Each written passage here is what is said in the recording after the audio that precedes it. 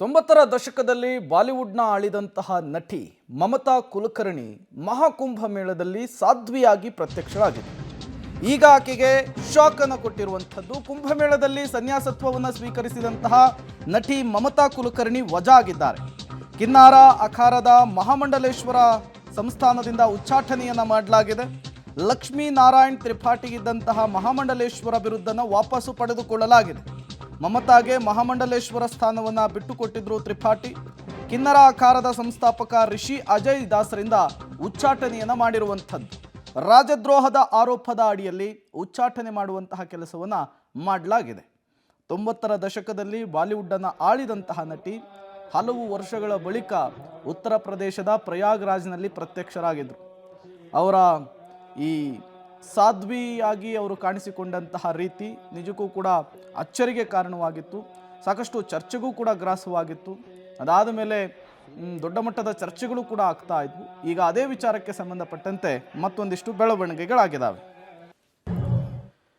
ಮತ್ತಷ್ಟು ಡೀಟೇಲ್ಸ್ ಅನ್ನು ಕೊಡ್ತಾರೆ ಡೆಲ್ಲಿ ಪ್ರತಿನಿಧಿ ಶಬೀರ್. ದೂರವಾಣಿ ಸಂಪರ್ಕದಲ್ಲಿ ಜಾಯಿನ್ ಆಗಿದ್ದಾರೆ. ಶಬೀರ್, ಮಮತಾ ಕುಲಕರ್ಣಿಯನ್ನ ಈಗ ಉಚ್ಚಾಟನೆ ಮಾಡಲಾಗಿದೆ ಅನ್ನುವಂತಹ ವಿಚಾರ ಗೊತ್ತಾಗ್ತಾ ಇದೆ. ಯಾಕಾಗಿ, ಏನ್ ಕತೆ ಅಂತ ಹೇಳಿ? ಪ್ರೇಮ್, ಬಹುಭಾಷಾ ನಟಿ ಮಮತಾ ಕುಲಕರ್ಣಿ ಇತ್ತೀಚೆಗೆ ಸನ್ಯಾಸತ್ವ ದೀಕ್ಷೆಯನ್ನ ತೆಗೆದುಕೊಂಡು ಕುಂಭಮೇಳದಲ್ಲಿ ಕಿನ್ನರಿ ಅಖಾಡವನ್ನ ಸೇರ್ಪಡೆಯಾಗಿದ್ರು.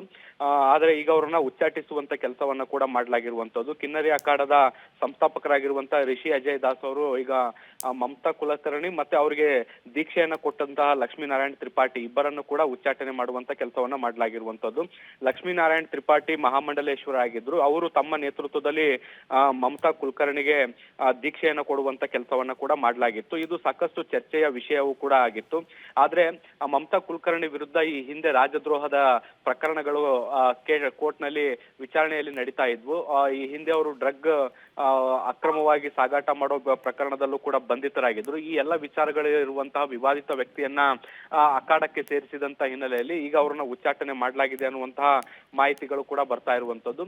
ಹೀಗಾಗಿ ಈಗ ಇದ್ರ ಜೊತೆಗೆ ಲಕ್ಷ್ಮೀನಾರಾಯಣ್ ತ್ರಿಪಾಠಿ ಏನಿದ್ರು ಕಿನ್ನರಿ ಅಖಾಡದ ಮಹಾಮಂಡಲೇಶ್ವರ ಆಗಿ ಅವರು ಏನು ತಮ್ಮ ಸೇವೆಯನ್ನ ಸಲ್ಲಿಸ್ತಾ ಇದ್ರು, ಈಗ ಅವ್ರಿಗೂ ಕೂಡ ಉಚ್ಚಾಟನೆ ಮಾಡಿ ಮಹಾಮಂಡಲೇಶ್ವರ ಅನ್ನುವಂತಹ ಬಿರುದನ್ನ ಕೂಡ ವಾಪಸ್ ಪಡೆಯಲಾಗಿರುವಂತದ್ದು. ಹೀಗಾಗಿ ಕಿನ್ನರ ಅಖಾಡದಲ್ಲಿ ಇದ್ದಂತ ಇಬ್ಬರು ಪ್ರಮುಖ ವ್ಯಕ್ತಿಗಳು ಅಂದ್ರೆ ಮಮತಾ ಕುಲಕರ್ಣಿ ಮತ್ತೆ ಇನ್ನೊಬ್ರು ಏನಿದ್ರು ಲಕ್ಷ್ಮೀನಾರಾಯಣ್ ತ್ರಿಪಾಠಿ ಇಬ್ಬರನ್ನು ಕೂಡ ಈಗ ಉಚ್ಚಾಟನೆ ಮಾಡುವಂತ ಕೆಲಸವನ್ನ ಆಗಿರುವಂತದ್ದು. Prem, okay, thank you Shabir ತಮ್ಮೆಲ್ಲ ಮಾಹಿತಿಗಾಗಿ. ಕುಂಭಮೇಳದಲ್ಲಿ ಸನ್ಯಾಸತ್ವವನ್ನು ಸ್ವೀಕರಿಸಿದಂತಹ ನಟಿ ಮಮತಾ ಕುಲಕರ್ಣಿಯನ್ನು ಈಗ ವಜಾ ಮಾಡುವ ಮೂಲಕ ಶಾಕನ್ನು ಕೊಡಲಾಗಿದೆ. ಈ ಹಿಂದೆ ಅಮೇರಿಕಾದಲ್ಲಿ ಅವರು ಬಂಧನಕ್ಕೊಳಗಾಗಿದ್ದರು. ಈ ಡ್ರಗ್ಸ್ ಸಪ್ಲೈ ವಿಚಾರಕ್ಕೆ ಸಂಬಂಧಪಟ್ಟಂತೆ ತನಿಖೆಯನ್ನು ಫೇಸ್ ಮಾಡಿದರು. ಅದಾದಮೇಲೆ ಕ್ಲೀನ್ ಚಿಟ್ ಕೂಡ ಪಡೆದುಕೊಂಡಿದ್ರು. ಜೊತೆಗೆ ಇವರು ರೂಪದರ್ಶಿ ನಟಿಯಾಗಿ ಗುರುತಿಸಿಕೊಂಡವರು.